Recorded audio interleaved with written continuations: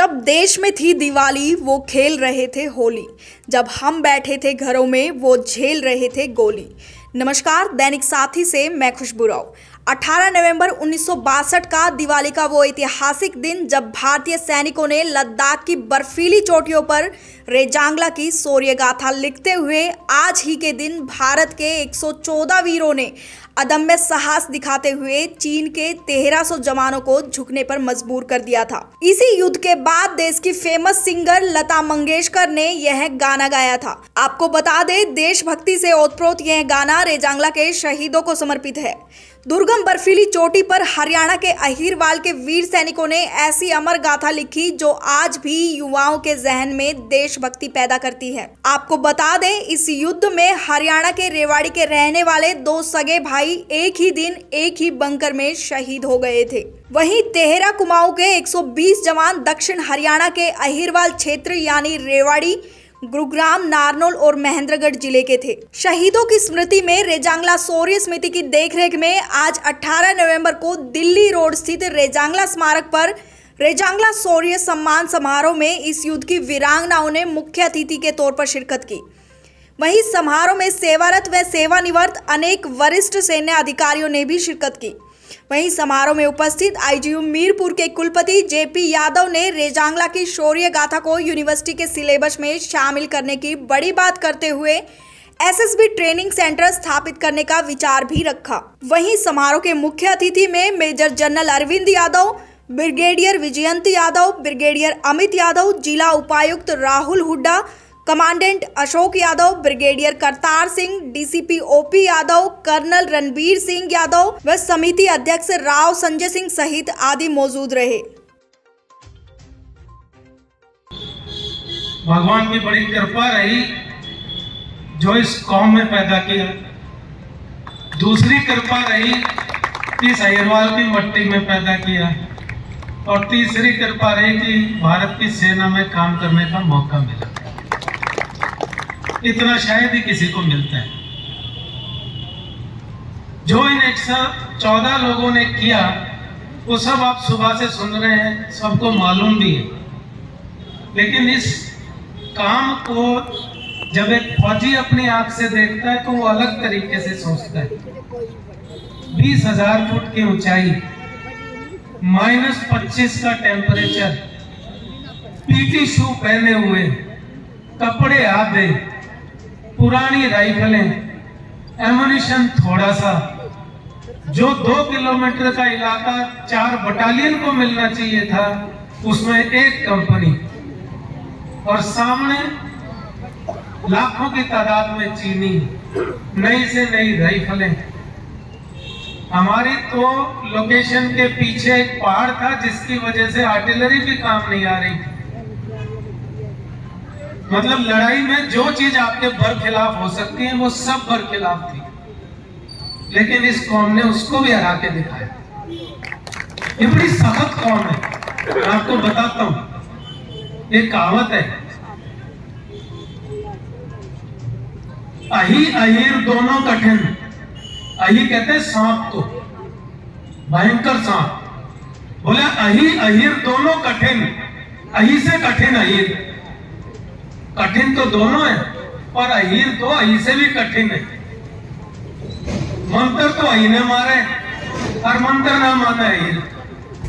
मतलब अहिर कौम तो मंत्र से भी नहीं मानती। इतनी सख्त कौम है। हम जब अपने मन पे आ जाएं तो हम कुछ भी कर सकते हैं।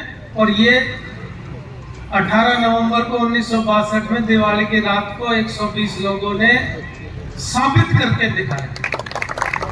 35 साल हो गए मुझे, मैं 15 देशों में घूमा हूं, मैंने दुनिया भर की पढ़ाई करी, पीएचडी करी, लेकिन ऐसा उदाहरण ना किसी दुनिया की किसी फौज में है और ना मुझे होने की कोई उम्मीद है। एक गुजराती में कहावत है, अहीर नो आसरो। गुजराती कहते हैं कि जब कोई आसरा ना मिले तो अहीर ढूंढ लेना, उसका आसरा जरूर मिलेगा। ये वो कौम है, ये वो कौम है जो हमेशा दूसरों के लिए, देश के लिए काम ही आई है। जो मेरे सामने वेटरन्स बैठे हैं, माताएं बैठी हैं। देखो ये वीरों की जो सदगति थी ये सबको पता चली, ये जो कुर्बानी थी ये सबको पता चली। मैं आपको एक और बात बताता हूँ, ये कुर्बानी हमारी माएँ बहनें और हमारे माँ बाप रोज देते हैं। पता नहीं भगवान कृष्ण ने हमें यहाँ क्यों छोड़ा। इस बालू में से अनाज पैदा करना किसी वीरगति से कम नहीं है। जब रात रात भर ठंडा पानी जाटों में मिला के 4 मुट्ठी अनाज पैदा करना होता है, वो बाप जानता है कैसे पैदा किया जाता है। जब हमारी माएँ बहनें डंगरों के साथ डंगर बन के काम करती हैं तब घर चलता है। ये वो मिट्टी नहीं है सोनीपत की और करनाल की जहाँ चावल उगता है, इसमें तो मिट्टी में मिट्टी होना पड़ता है। हमारे 1 किले में 10 गुना ज्यादा मेहनत करनी पड़ती है। मौसम हमारा देख लिया आपने, पानी तो आपको पता ही है, 2 बूंद आ गई तो 4 डाली बाजरे की होगी, ना बूंद आई तो बाजरों में गए। तो हम बहुत सख्त हमारा इम्तिहान लिया जाता है हर बार। और वो माँ बहन जो घर में डंगरों की तरह काम कर करके हमें पाल रही है, वो बाप जो मिट्टी में मिट्टी होके हमें पाल रहा है और फिर भी अपने बच्चों को बॉर्डर पे शहीद होने भेजता है। सलाम है ऐसे माँ बाप को, और सलाम है ऐसी कौम को, और सलाम है इस अहिरवाल को। इसको नीचे नहीं जाने देना। चाणक्य ने कहा है कि जो कौम अपने शहीदों को भूल जाती है उसका निश्चित रूप से सर्वनाश होता है। जिस दिन हम अपनी कौम को अपने शहीदों को भूल जाएंगे, हमारी कौम का सर्वनाश हो जाएगा। इन शहीदों को याद रखना बहुत जरूरी है।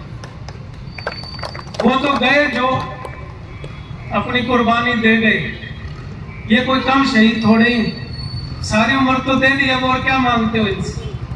जब गए थे 16-17 साल के जवान थे, जब आए तो बुढ़ापा साथ में लेकर आए, सब कुछ तो दे दिया, और क्या चाहिए अभी।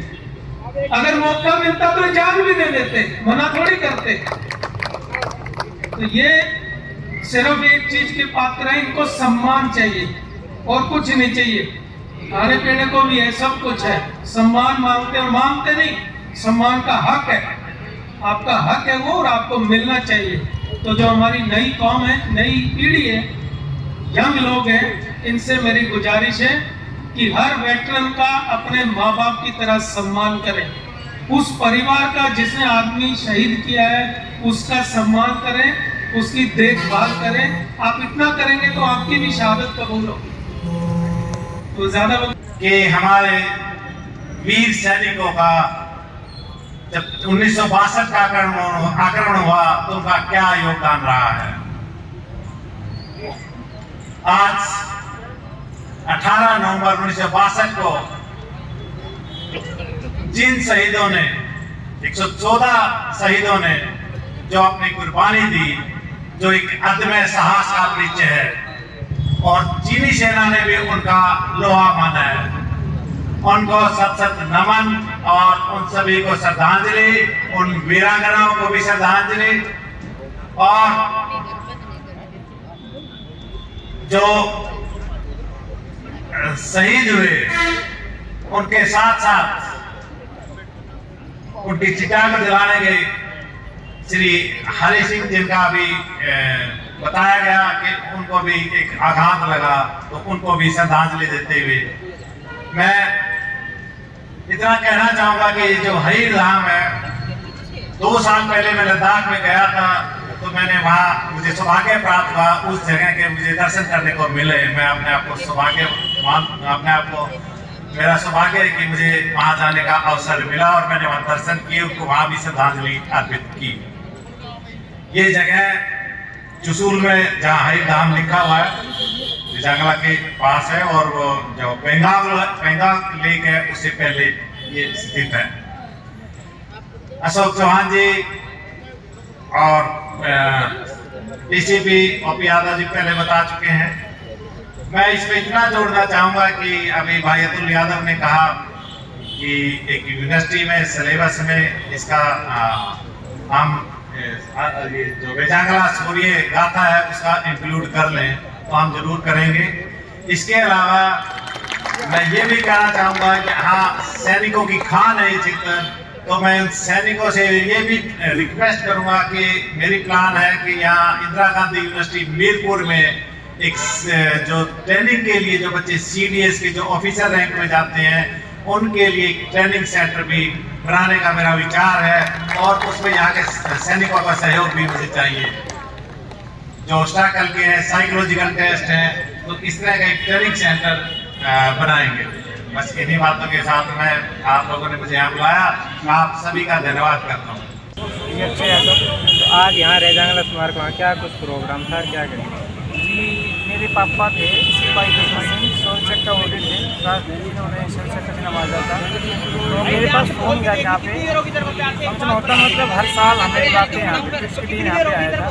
तो पापा का जो सोलचक्कर है वो मैंने लगा रखा अपनी चेस्ट पे, और मतलब एक गर्व महसूस होता है अपने आप में कि हाँ मैं भी एक फौजी को औलाद हूँ। और तब मेरे पापा का युद्ध चल रहा था, तो उस टाइम पापा छुट्टी अलाउ हो गई थी, वो छुट्टी निकल भी गए थे, और काठगोदाम से पुरानी किसी काठगोदाम पहुँचे, काठगोदाम से ट्रेन निकल गई। पर उन्हें जैसे पता लगा कि मेरे गाँव की युद्ध छिड़ रहा है, तो अपनी पलटी को बचाने के लिए नीचे कूद गए, और एक अकेले इंसान ने 16 साल की जान बचाई थी। तो खुद अपने सीने में 2 गोलियां खा के वो शहीद हुए, और फिर राष्ट्रपति जी ने उनको चक्कर से नवाजा मम्मी को, और मम्मी को कभी यकीन ही नहीं आया कि मेरी पति इस दुनिया में नहीं है। फिर वो कहते कि वो भी आज भी अमर है। मैं उस टाइम से 6 महीने का था, मेरी माँ ने मेरे को पापा मम्मी सभी का प्यार दिया है, और एक गर्व महसूस होता है। रोना तो चलो छोड़ो, मतलब एक फील होता है कि मैं भी यार एक हूँ जिसने देश में आज भी जो अमर है उसके लिए। तो किस तरह से मम्मी ने शेयर किया होगा उनका एक्सपीरियंस, क्योंकि घर में शेयर होता है, किस तरह से रहा? मम्मी को तो यकीन ही नहीं था कि मेरे पापा नहीं है।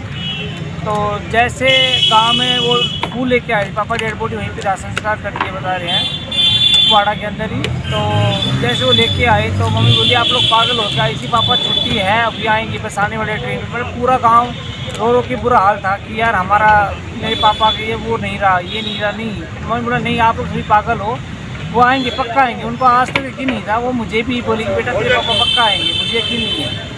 तो मैंने सोचा शायद मेरे पापा अभी भी जिंदा हूँ, और वो सच में ही शायद अमर है, जो उनका नाम ही स्वर्ण अक्षर में लिखा हुआ है, जो दुनिया में सारी दुनिया याद है। कभी युद्ध से पहले उन्होंने एक्सपीरियंस करके बताया कि घर जब छुट्टी घर आते थे तो बताते हो किस तरह का वहाँ रहना है, खाना किस तरह से रहते हैं, कि टेम्परेचर डिग्री माइनस में होता है। जी, मम्मी पापा के साथ रही थी नसीराबाद में, शायद मैं तो उस टाइम पैदा भी नहीं हुआ हूँगा, लेकिन मुझे मम्मी बताती थी कि हाँ मैं तेरे पापा के साथ थी उस बर्फ़ की बारिश में, मतलब इतनी बर्फ़ थी, इतना टेम्परेचर डाउन रहता था, पर फिर भी वो हम चारों बहन भाइयों को बहुत ध्यान रखते थे। और जैसे पापा की बदली यहाँ पे जम्मू कश्मीर में हुई, तो वो मम्मी को घर पे छोड़ के गए थे कि मेरी 4 बच्चे हैं, सब ध्यान रखना, सबसे छोटा मैं था घर में।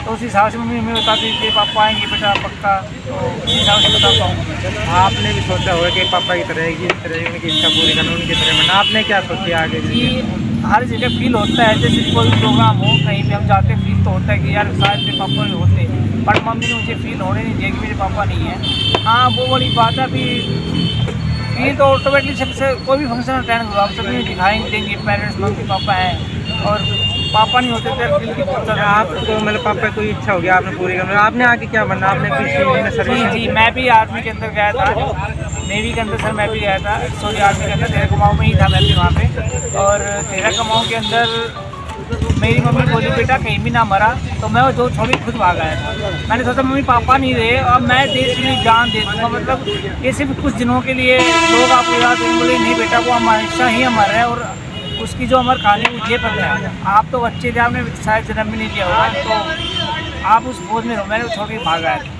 अभी फ़िलहाल मैं कर रहा हूँ, मैं जो भी कर रहा हूँ एट प्रेजेंट पे, बट अभी मैं सोचता हूँ कि मैं भी एक ऑफिसर के लिहाजे पे जाऊँ, बड़ी पोस्ट पे। मैं भी सभी को यही कहता हूँ कि देश के एक नागरिक और एक परिवार से फौजी बनना चाहिए।